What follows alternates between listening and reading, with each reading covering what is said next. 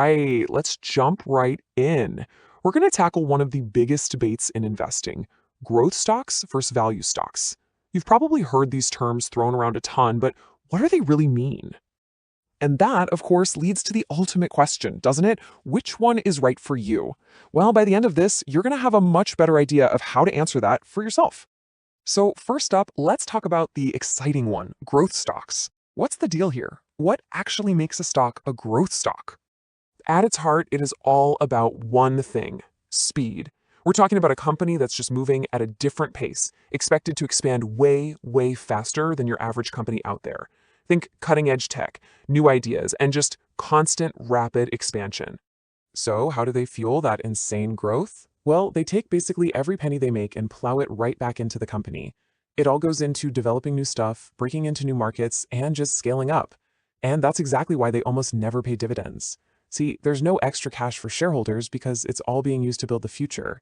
When you invest here, you're not buying it for what it's worth today. You're betting on what it could become tomorrow. Okay, let's completely switch gears and look at the other side of the investing coin: value stocks. This is a totally different way of thinking. The whole idea here is about finding a bargain. A value stock is basically a company that you believe the market is unfairly punishing or just ignoring.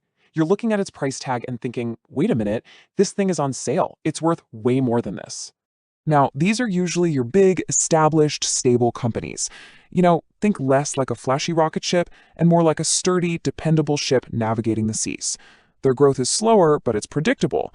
And because they're not plowing every dollar back into expansion, they often have enough cash left over to reward their shareholders directly with dividends.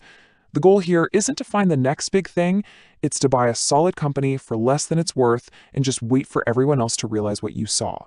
So we've got these two very different philosophies. Let's put them head to head and really get into the mindset, the risk, and of course, the potential reward that comes with each one. This is everything for a growth investor. It is all about the future. It's about the potential, the what ifs. You're not so worried about the price today, you're dreaming about the size of the company 5, 10, 20 years from now. And boom, look at the contrast. The value investor is laser focused on the here and now. They're asking, is this thing a bargain today? It's the same market, but a completely different lens to look through. This table just breaks it all down perfectly. With growth stocks, the risk is higher. It can be a real roller coaster, The stock can soar, but it can also drop hard if the company doesn't live up to those huge expectations.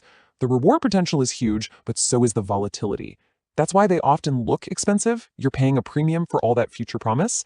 Value stocks, they're generally more stable. The returns might be more moderate, but the ride is usually a lot smoother. And their main appeal? They look cheap compared to what they're earning right now. Okay, let's build on that, because this is really key. These two styles don't thrive in the same environment. Timing and what the overall market is doing really matters. When the economy is humming and investors are feeling optimistic and confident about the future, growth stocks tend to steal the show. But when things get shaky, when the market is uncertain and people get nervous, investors often run for safety. And that safety usually looks a lot like a stable, predictable value stock. So what does this mean for you? Well, think about your own personality. If you're aiming for that huge potential return and you're okay with the bumps and twists in the road to get there, if your eyes are set on the long-term horizon, then a growth strategy might just be your speed. On the other hand, if you sleep better at night knowing your investments are more stable, if you prefer a steady, predictable journey, and if you like the idea of getting a little income along the way from dividends, then you might feel more at home in the value investing camp.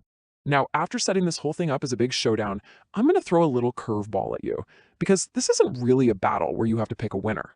The truth is, you don't have to choose a side. In fact, a lot of the most successful investors out there don't. They see these as two different tools for two different jobs. Growth gives you that potential to really soar, while value adds a layer of stability, a defense. When you put them together, you get balance. And what's really interesting is that these labels aren't permanent. Companies change over time. Just look at Apple. For years, it was the definition of a high-growth stock. Today, it's a mature, massively profitable giant that still grows, but it also pays dividends and has a fortress-like balance sheet. It's got traits of both. The lines get blurry. So let's wrap all this up and get down to the single most important idea you should take away from all of this for your own financial journey. This is the shift you need to make. Stop asking, which one is better? That's the wrong question. The only question that matters is, which approach or what mix of the two fits my goals, my comfort with risk, and my personal mindset as an investor? Because at the end of the day, it all boils down to this simple truth. The most brilliant, complex investing strategy on the planet is totally useless if you get scared and ditch it at the first sign of trouble. The best strategy is, and always will be, the one that makes sense to you, the one you can believe in, and the one you can stick with for the long haul. That's the real secret.